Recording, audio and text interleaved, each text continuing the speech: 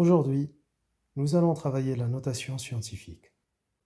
Alors, la notation scientifique est une forme d'écriture en mathématiques qui permet d'unifier toutes les écritures malgré la différence entre les nombres. Cette écriture, non seulement elle simplifie la comparaison entre les nombres, mais également elle permet une bonne lecture de nombres de manière un peu plus simplifiée. Alors, la formule de la notation scientifique est la suivante. Plus ou moins a fois 10 exposant n. Alors le a est supérieur ou égal à 1 et strictement inférieur à 10.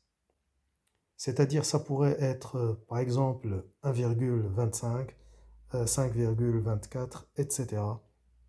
Maintenant pour le n.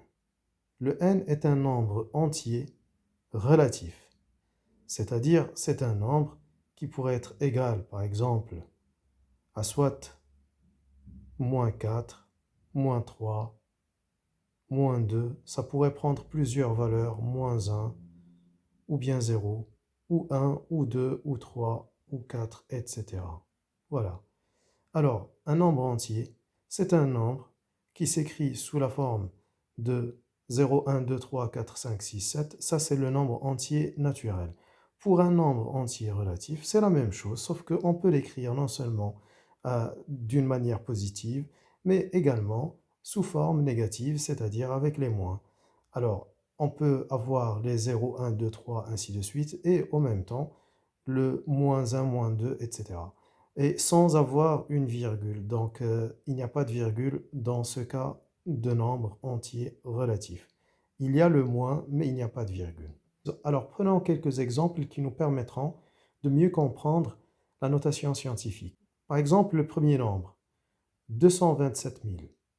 Alors, 227 000, on voudrait l'écrire sous forme de la notation scientifique.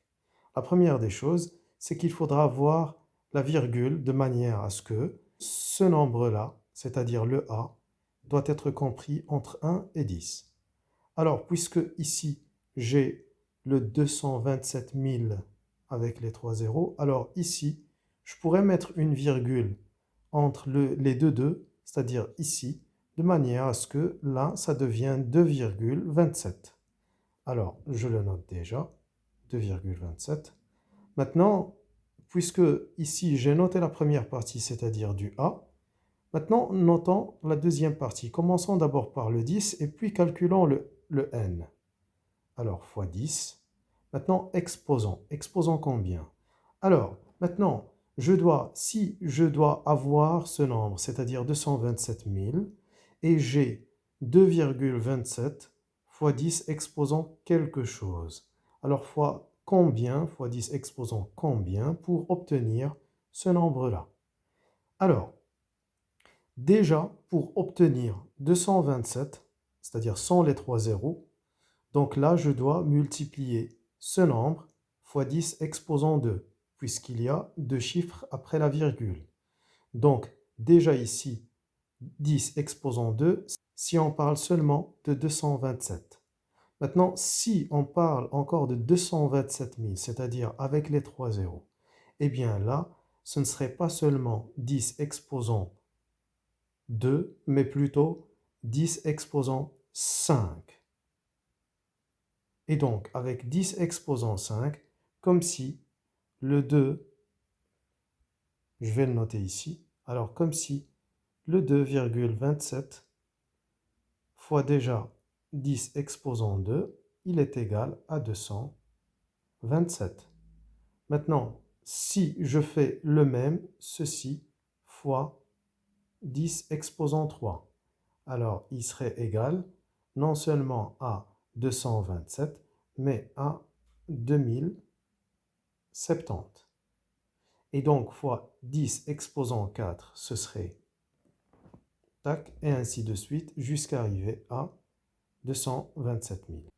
Alors, pour le 575, donc, déjà ici, je dois mettre la virgule quelque part, puisque mon A doit être entre 1 et 10.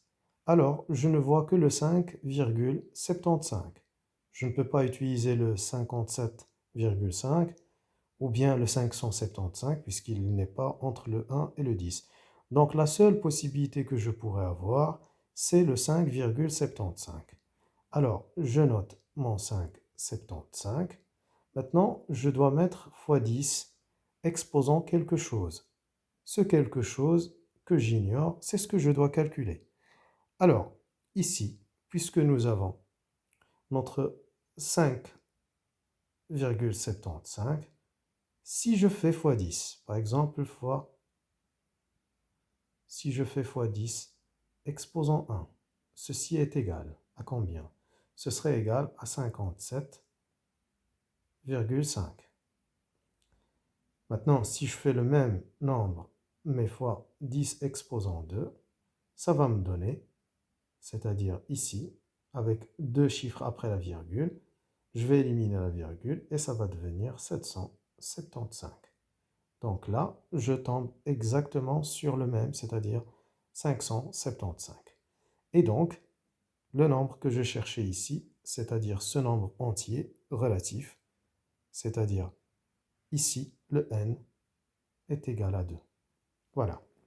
Alors, pour le dernier, je pourrais utiliser cette méthode, c'est-à-dire juste ici, puisque le moins, le A pourrait avoir un moins ou un plus. Maintenant, ici dans ce cas, c'est avec un moins. Donc, je note mon moins, sauf que ici, il y a quelque chose d'intéressant, c'est que déjà, ce chiffre ou bien ce nombre A, il est déjà entre 1 et 10. Donc, je n'ai rien à faire, c'est-à-dire je ne dois que le noter comme il est, c'est-à-dire 2,25 avec le moins, comme il est. Maintenant, fois 10 exposant quelque chose, et ce quelque chose, c'est-à-dire qui va me permettre à la fin d'avoir ici ce nombre. Puisque le nombre est le même, c'est-à-dire moins 2,25, c'est-à-dire c'est la même chose, alors ici, ça doit être égal à 1, c'est-à-dire 10 exposant quelque chose égale à 1.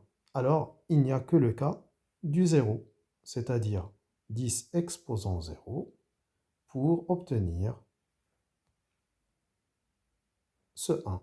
Et donc, c'est la notation scientifique de ce nombre afin d'arriver au même nombre, c'est-à-dire moins 2,25. N'oubliez pas de liker cette vidéo et de la partager avec vos amis. Merci et à bientôt.